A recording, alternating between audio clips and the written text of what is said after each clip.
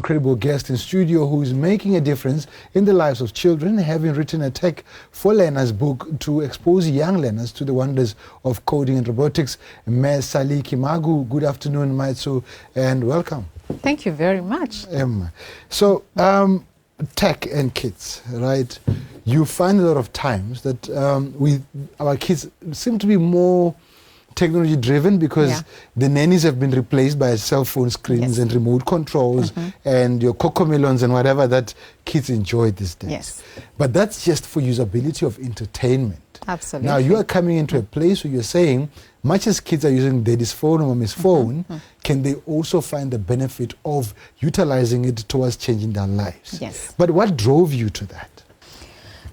Thank you. It's a lot of frustrations on getting to realize and appreciate and acknowledge that we're still so behind. Yes, baby steps we should take, but then the world is moving and moving extremely fast. So what's going to happen in a world that everybody needs to be tech savvy when our kids are still clueless on what we're talking about? So I've been in the tech space for quite some years. And having worked with a lot of children, especially within marginalized communities, I'm concerned about the digital divide.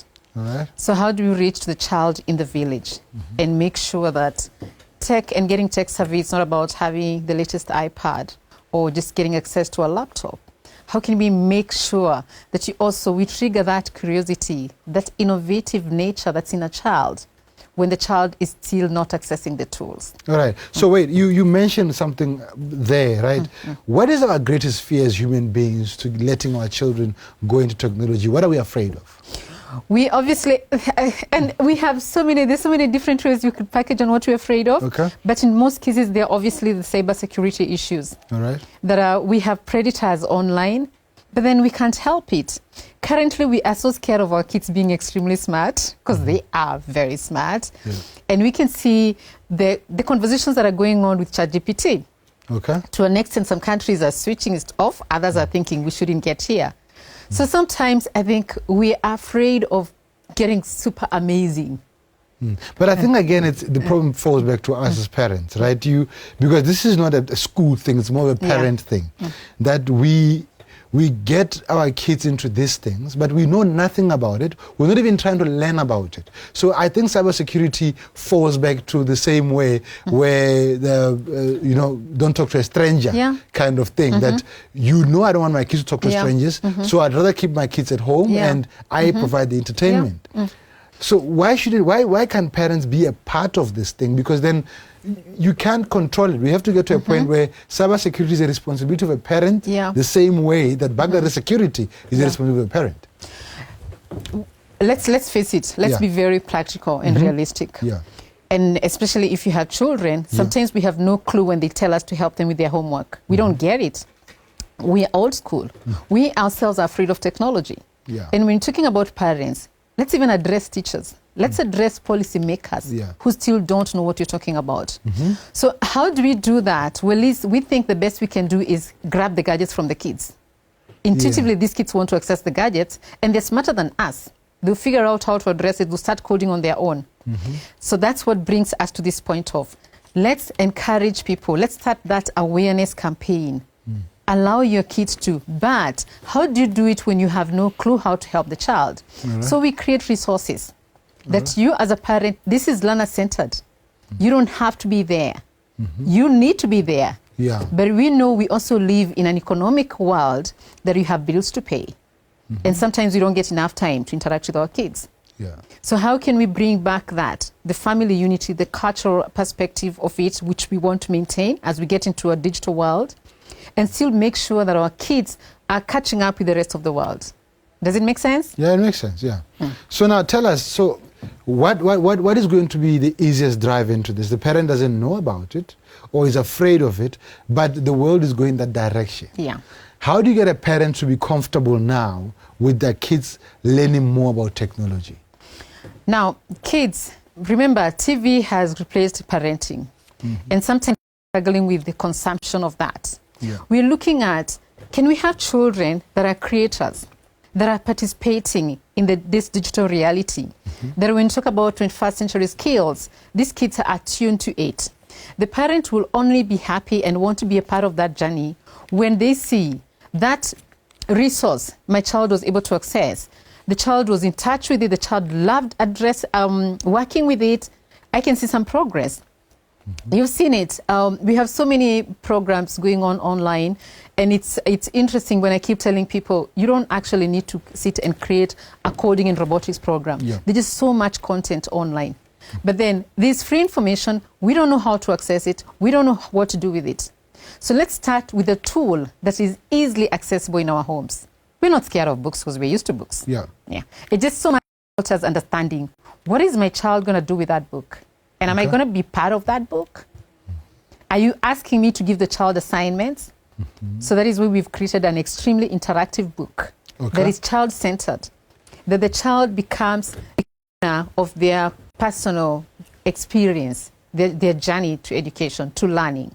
All right. Yeah. So now, obviously, now taking it to a book, are we not regressing from technology now? No, we're not.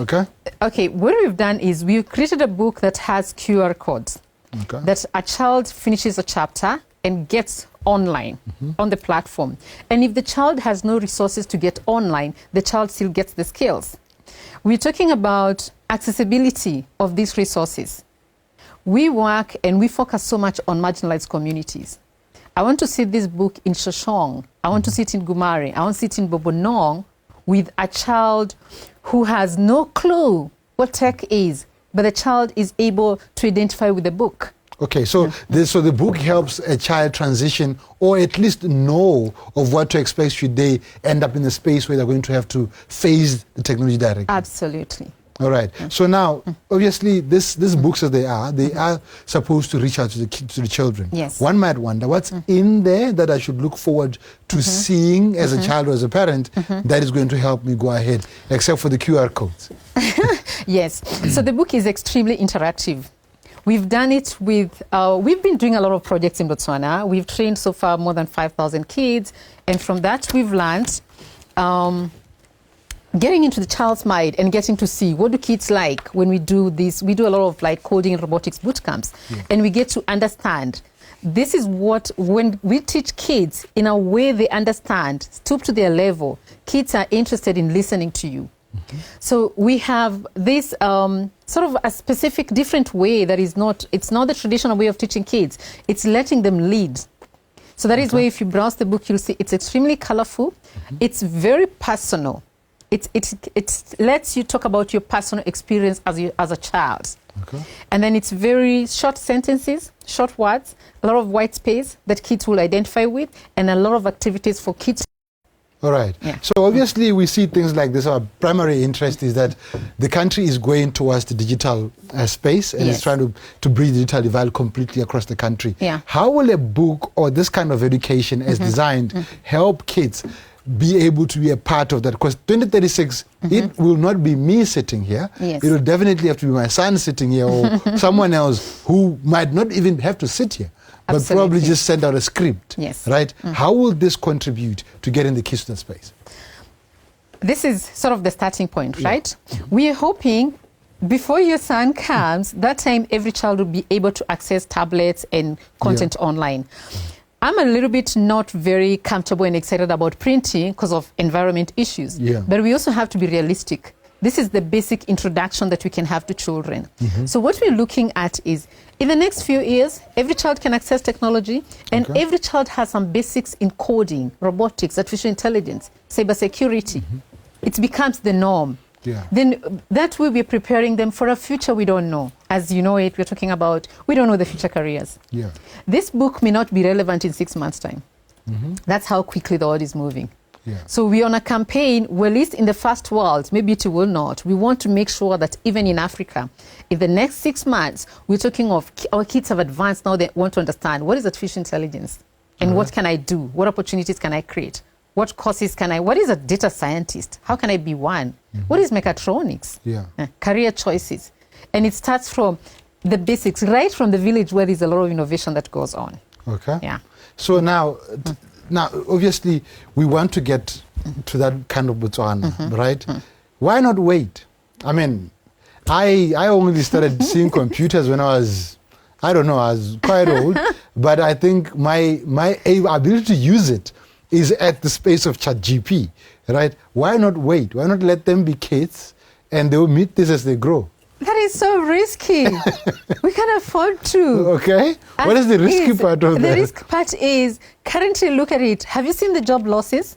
So when we look at the job losses that are happening in the global south, what about Africa? What's going to happen? Yet when you're looking at the job losses, have you seen the jobs that have been created and how people are making money? Like now it's become a career choice. So we are taking, and I'm going to in the lightest way possible, right? We are forcing kids to go towards child labor in a digital space, because the more they learn these things, the more they want to sell them, the more they're generating income. And we are reversing now and saying it's child labor, but it's not really child labor, it's technological. You see, at this point in time, you're not even looking at them getting to that point. They are making money with Forex now. They should. They should pay their own pampers. Yeah. All right? But let's be realistic. There has to be ways of managing that. And it's a very scary debate. And I'm happy to see a lot of global leaders that are waking up to the reality on how do we manage this. But let's face it, the genie is out of the bottle. We can pack it back. You, at 2-year-old, you put your smartphone on the table. In 2 minutes, that child is getting into programs, things that you didn't know that exist in your phone. So we can't hold them. It'll be, the price of doing that would be more dire. It will cost us more than the price of exposing them. Let's give them awareness. All right. I'm an advocate for ChatGPT being used in schools. And I know I get a beating from a lot of people on that. The teachers get worried. The teachers actually have been called, have been summoned, many meetings. Why are you campaigning for this? But then it's just automation. All when the smartphones came, we still had our parents that were scared of using smartphones. My mom, who's a teacher, took time to use a card, a smart card for the bank. Yeah. She still wanted to go and queue in the bank. And she believed or not calculating the money very well when she goes to the ATM. Yeah. Because if you're old as I am, or closer to, I'm that generation that we still, I think our parents were the first ones actually to start using those ATM cards and avoiding going to the banks. Yeah. So now let's see this now as the more we get into IT, right, or technology space, the more we are replacing life itself, essentially, right?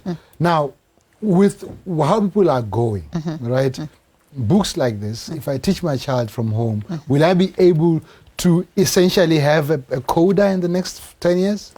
In most cases, you will. Plus, it's not a nice to have. Yeah. It's not a choice we have. It is a must have. Okay. These are skills that kids just must have. We're talking about my very exciting thing and what I love so much about exposing kids to coding and robotics. I'm not expecting each one of them to be a data scientist or a programmer. It is what it triggers in that. Soft skills. Yeah. We have so a huge I can still be a nurse if I want to be a nurse. Absolutely. Or I can still be a pilot, but I've got skills to possibly even improve how to fly a plane, not necessarily even to be there. Precisely. The biggest take for me with coding is it triggers creativity, communication skills, and most important, problem solving. Yeah. Currently, if you think about how many youth in Africa we have, just in the streets of our villages with no jobs, and they're graduates, it's alarming. Yeah. And some of them are software engineers. How? Because they don't know how to create their own jobs. All right. So let me give you half a minute to give us your closing word around this and a summary of what it is that exactly you do and provide and how best people can reach out to it. Thank you very much. So this book, we have designed it with the use of educators, people who deal with children every day, to make sure we cover and capture everything that a child needs to get. Now, we are appealing to the community. All the Goodwill ambassadors, each one of us, we need to closely work together and ensure that we have these kids being assessed in the villages and in the cities everywhere. So it's learner-centered. It can be used in class.